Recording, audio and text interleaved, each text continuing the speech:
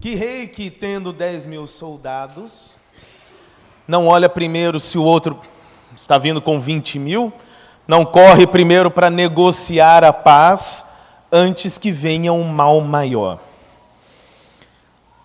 Eu acho que é inevitável que nós nos lembremos, o mundo tem vários conflitos, mas em um deles, nós temos uma situação bem parecida, um país bem pequeno, um outro país bem grande enfrentando, e aí o presidente desse país pequeno tem que ouvir uma frase muito ingrata quando diz: você não dá as cartas aqui. Eu imagino o que é a reação da pessoa ouvir isso. Você não dá as cartas aqui, você é o país pequeno.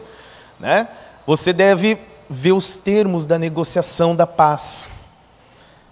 É uma coisa meio dura de ouvir. E aí, de repente, a gente olha para o Evangelho e a gente vê Jesus falando isso com a gente agora. Você não está dando as cartas. Você precisa negociar os termos da sua paz, os termos da sua rendição. E isso ele está falando a respeito da vida cristã. Ele não está falando de uma ética para a vida, para a política, ele está falando da nossa vida cristã. Ele está dizendo exatamente o que é o viver que ele nos dá. Agora que você tem essa vida no Evangelho, essa vida com Jesus, dá uma olhada no que tudo na vida, são escolhas e tem custo, o Evangelho também. Então, agora que você percebe que isso causa uma transformação na sua vida, você é o homem do exército pequeno. Vai ver agora o que é o custo da sua caminhada com Jesus. É basicamente isso que nós vemos no livro de Filemão também. O livro, ele fala sobre isso. Agora que você tem uma caminhada com Cristo e você percebe que o seu servo fujão também tem uma caminhada com Cristo, agora você precisa calcular que a sua nova vida, ela implica em um custo. Calcula esse custo. Não faça como aquele construtor imprudente que vai construir uma torre, não faz orçamento nenhum, lança a base e depois abandona o projeto porque viu que não tem condição de fazer aquilo. A caminhada com Cristo é a mesma coisa. Agora que você tem Jesus, o modo como você vai viver nesse mundo significa calcular o peso das suas escolhas para que você viva de acordo com essa vida. É por isso que é um pouco dura essa palavra, e é mais ou menos como traçar uma risca no meio do chão. Quando alguém chama para formar um time, para dividir alguma coisa, e você traça aquela linha no chão e fala: quem está comigo vem para o lado de cada linha, e a partir dali, agora vocês são um time, vocês estão se comprometendo com alguma coisa. Tomar um lado quando alguém faz aquela risca no chão ali, significa que você se compromete com o lado que você está tomando. É isso que está sendo dito ali. E nós olhamos Deuteronômio, e Deuteronômio está falando, tem 2 caminhos. Um deles tem bênção para você, de verdade. O outro caminho, por outro lado, tem maldição, tem morte. De qualquer forma, você vai ter que trilhar um deles, não tem meio termo. E eles, os dois, têm o seu preço, têm o seu custo. E leve isso em consideração, leve isso com sinceridade. Não tem meio termo, ou um ou o outro, mas os dois cobrarão o seu custo. Nós, seres humanos, como geral, e todos nós nos esforçamos para fazer uma vida para nós mesmos, para arrumar a nossa vida do jeito que a gente quer, organizar as nossas visões daquilo que a gente acha que vai nos trazer paz na vida. E é isso que a gente chama de ter sucesso na vida, Ser uma pessoa bem-sucedida é porque eu tracei as minhas metas e eu alcancei as metas que eu quis. Todas são as nossas visões de paz, são as torres que a gente quer construir na nossa vida, essa tarefa de fazer guerra, de construir uma torre, tem muito a ver com isso. Nós decidimos o que nós queremos ser, nós decidimos o que nós queremos fazer, nós decidimos aquilo que nós queremos ter, nós vamos definir prioridades, Nós iniciamos as coisas, nós abraçamos projetos, nós vamos avaliar as propostas, nós vamos nos empenhar, nós vamos consertar o que estiver errado pelo caminho, para que tudo esteja em ordem. Esse é o projeto de vida que a gente faz. O problema é que sentimos que a vida realmente deveria se resumir a uma coisa só. Tem que ter um foco. Tem que ter aquilo que seja uma única coisa que resume e que motiva você a fazer todo o corre-corre da sua vida. E Jesus, ele concorda com essa noção, que existe alguma coisa que é o objetivo central que te dá o impulso para todas as coisas. No cristão, isso se transforma no primeiro mandamento, né? Qual é o primeiro mandamento? Deus sobre todas as coisas, né? E é isso o que dentro da visão cristã, e é isso que Jesus está revelando, é aquele grande projeto no qual tudo que você vai basear a sua vida se apoia. Eu vou fazer tal coisa. Por quê? Porque eu amo a Deus sobre todas as coisas e dentro desse amor eu tenho a possibilidade, como diz o livro de Filemão, a liberdade em Cristo para fazer isso dessa forma, assim, assim, assim. O problema é quando essa única coisa, essa única motivação da nossa vida, ela sai desse primeiro mandamento. E aí a gente começa a colocar outras coisas como sendo o foco da nossa vida. E aí eu começo a falar que a coisa mais importante que motiva todas as coisas da minha vida são outras coisas. Às vezes eu coloco como tudo que motiva a minha vida o meu sucesso no trabalho. Aí eu começo a ter um problema, porque eu não chamo o trabalho de Deus, mas sem perceber, ele vira um Deus. Às vezes eu coloco em primeiro lugar e falo, o mais importante de tudo é a família. Só que sem perceber, eu acabei de tirar Deus do trono da minha vida e coloquei a minha família. E ela acaba sendo um falso Deus nesse caminho. E eu começo a colocar um monte de coisas. Deuteronômio vai chamar de outros deuses, e a gente pensa só naqueles que têm estatuazinha e que tem um ritual para eles e uma oração, mas deuses, muitas vezes, os mais perigosos, a gente nem bota nome de Deus neles. Eles têm nome de trabalho, de família, de filhos, de sucesso na vida profissional, enfim, muitas outras coisas.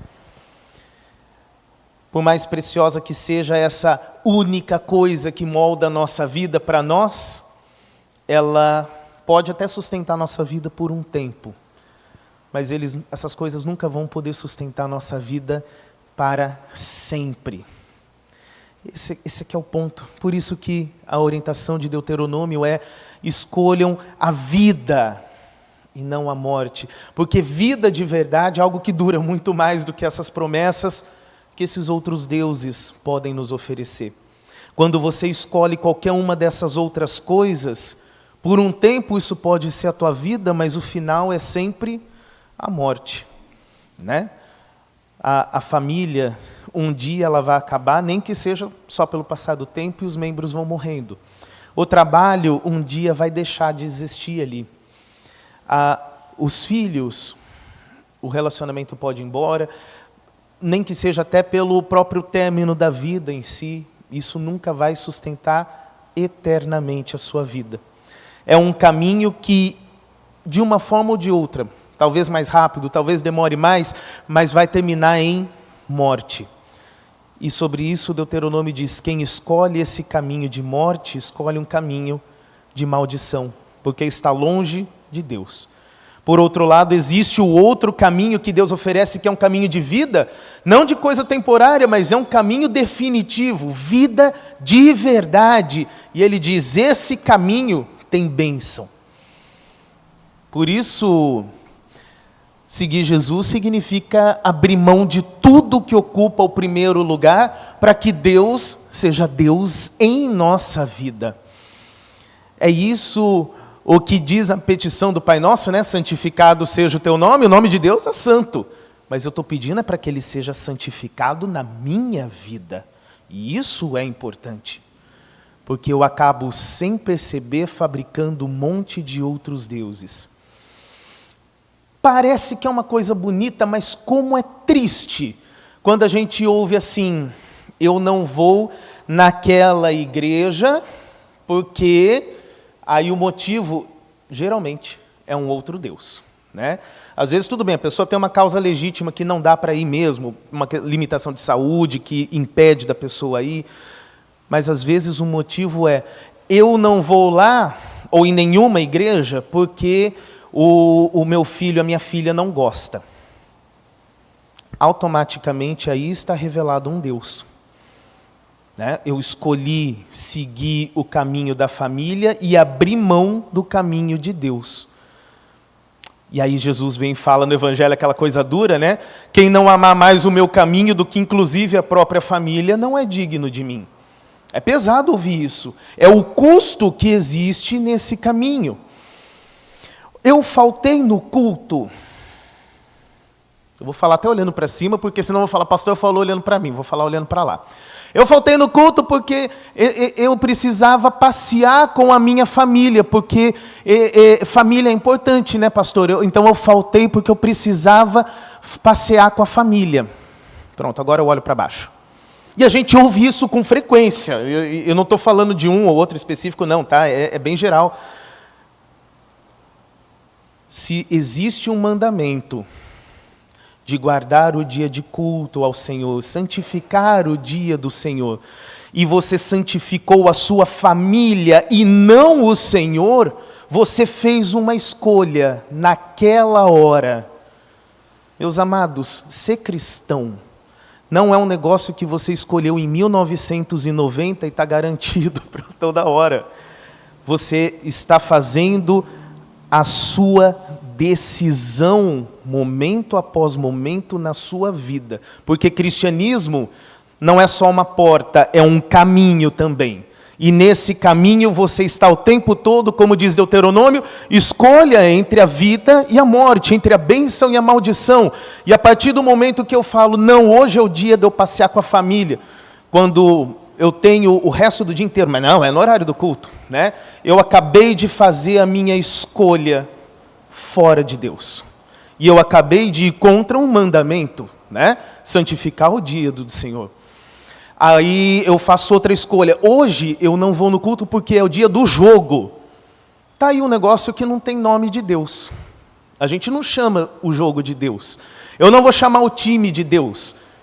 Mas eu faço aquela escolha entre me dedicar a Deus e ver o time jogar. Eu acabei de fazer um posicionamento na minha vida e eu escolhi, fora de Deus, o meu caminho.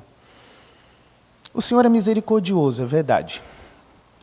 Mas é assim, decisão após decisão, que você vai caminhando cada vez mais longe. Eu gosto muito do exemplo que um pastor deu um tempo atrás.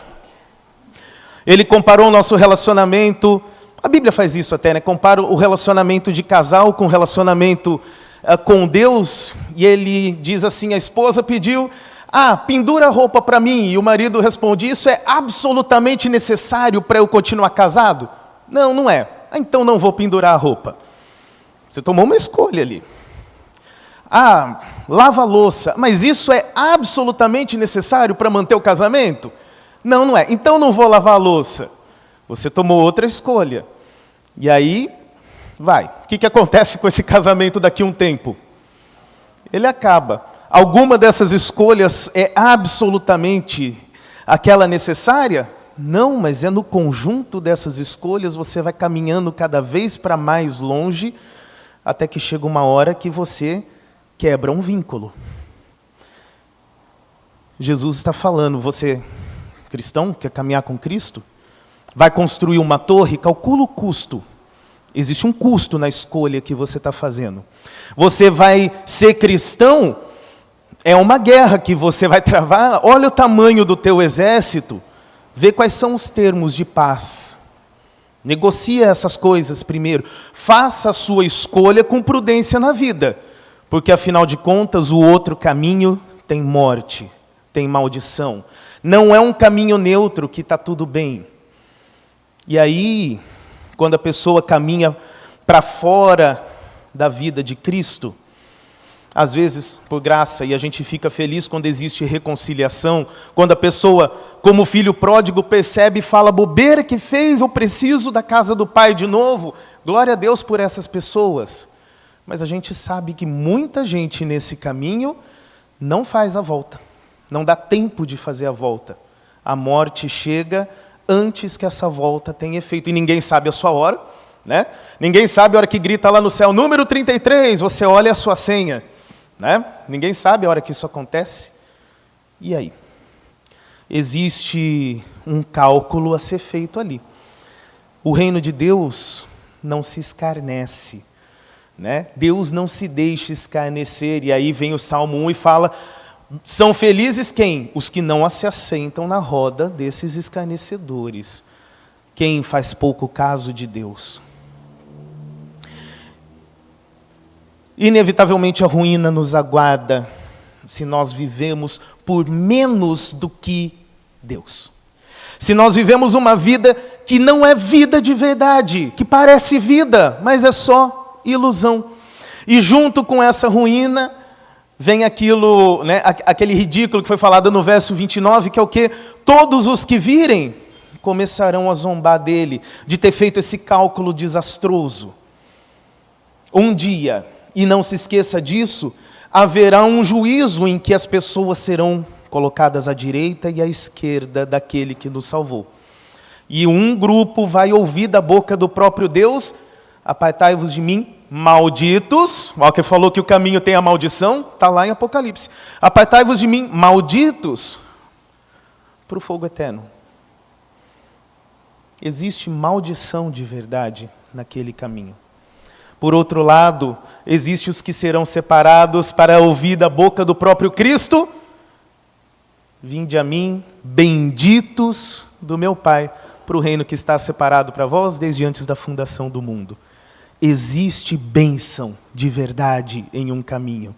Existe maldição de verdade em outro caminho. E isso é muito sério. Meus amados, nós sabemos pelo Evangelho que Deus fez a paz conosco pelo sangue de Jesus. Os termos da paz da parte de Deus para conosco incluíam um sacrifício doloroso e que foi cumprido. Deus não abandonou os termos da paz no meio do caminho, ele foi até o final. Colossenses 1:20. Nós tomamos agora sobre nós essa cruz que faz a paz com Deus. Não é a cruz da minha vida miserável, não é essa que faz a paz com Deus, mas é o seguir a Jesus. Nós obtemos com Jesus aquilo que os nossos 10.000 soldados não podem conseguir. Eu consigo a paz porque eu tenho Jesus ao meu lado. Eu tenho o exército correto para enfrentar a batalha. E aí sim, eu consigo fazer a batalha da minha vida, conquistar paz, porque eu tenho Jesus. Existe no verso 33 ali, eu acho bonita a expressão que é usada, sobre abrir mão das suas posses, né? A palavra usada ali originalmente significa realmente assim, dar a Deus, não ver mais. Né? Não é aquela despedida do até logo, eu vou ali, já volto, mas é aquela despedida que a gente desaprendeu hoje em dia de falar, né? O adeus, é o tchau para nunca mais. Dizer adeus significa seguir Jesus de um modo definitivo, abrir mão de todas as coisas que o mundo te oferece, abrir mão de família, abrir mão até da vida, se isso é necessário. É isso que significa significa não depender de nada disso, porque você tem Deus na sua vida. Porque a graça que Deus te dá em Cristo Jesus, ela é suficiente na sua vida. E aí você cruza com fé, porque é o único jeito de cruzar essa linha que Jesus traça, é através da fé. E você cruza e dá um salto. Sabe aquela cena de filme da pessoa que dá o salto no escuro sem ver se tem o caminho ou não? Isso é a fé, que você dá um salto em direção à eternidade, colocando a sua confiança em Jesus, que é maior do que a sua vida, que é maior do que tudo que você tem na terra, que é capaz de sustentar a sua vida. Meu amado, se quer uma definição do que é fé, fé é um absurdo, porque por ela você toma a única decisão que não vai te trazer angústia na vida. Se eu escolho qualquer coisa, eu tenho uma angústia em qualquer escolha, né? Eu escolhi vir para o Rio de Janeiro, tenho uma angústia que vem junto com isso, que é abrir mão de outras possibilidades, né? E tudo que eu faço é assim, escolhi comprar uma camisa, tenho angústia de não comprar outra que eu queria também. Funciona assim a vida. Mas quando você abre mão de todas as outras coisas, porque você deu um salto na direção da fé, ali não existe angústia nenhum, porque pela fé você vê, não tem nenhum outro caminho para seguir, é esse aqui mesmo. Você está com todo o seu ser e com todo o seu ânimo naquele caminho, e sabe o que Jesus faz?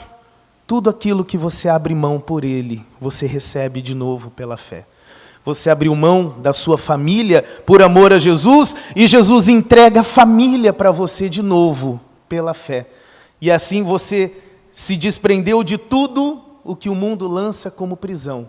E Jesus entrega na fé tudo de novo para você, em forma de liberdade. Que coisa absurda que é isso, né? Que coisa absurda que é Jesus falar, abre mão da sua família. E você fala, eu abro mão da sua família. E Ele diz, está aqui a sua família de volta. Mas agora é diferente.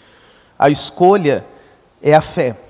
Porque você, na fé, recebe de Jesus todos esses dons.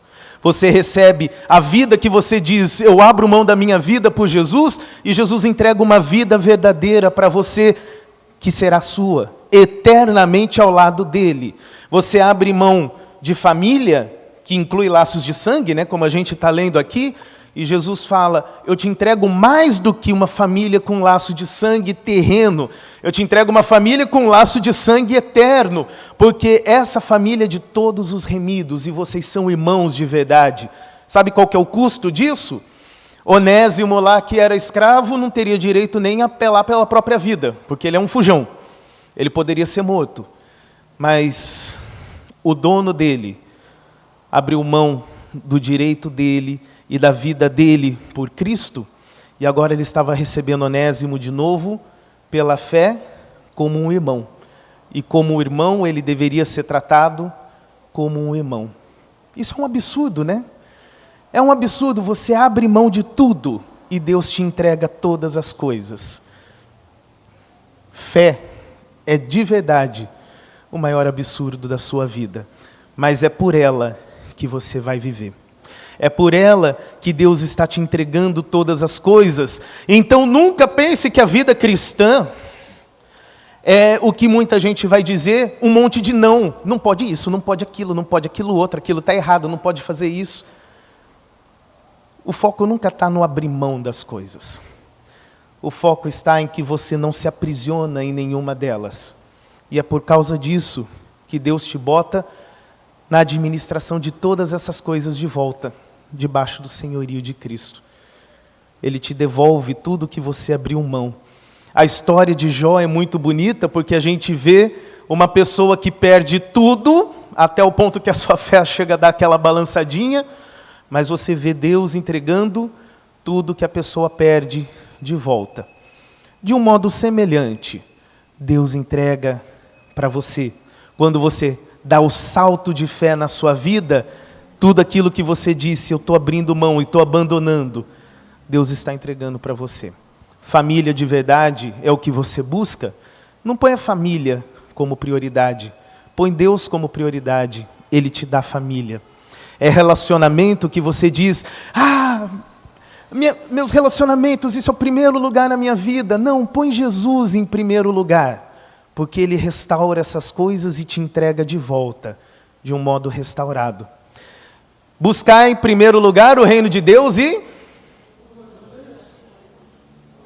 todas as coisas. Esse todas as coisas não é só as coisas da eternidade. Isso também diz respeito àquilo que nós precisamos para a nossa vida, porque Deus é o nosso Criador e o que nos sustenta, e Ele sabe que nós precisamos para a nossa vida. Todas as coisas inclui quando a gente pede o pão nosso de cada dia, dá-nos hoje. O que é o pão que a gente precisa para viver? É comida, é roupa, é bons amigos e bons relacionamentos também, é trabalho, é casa.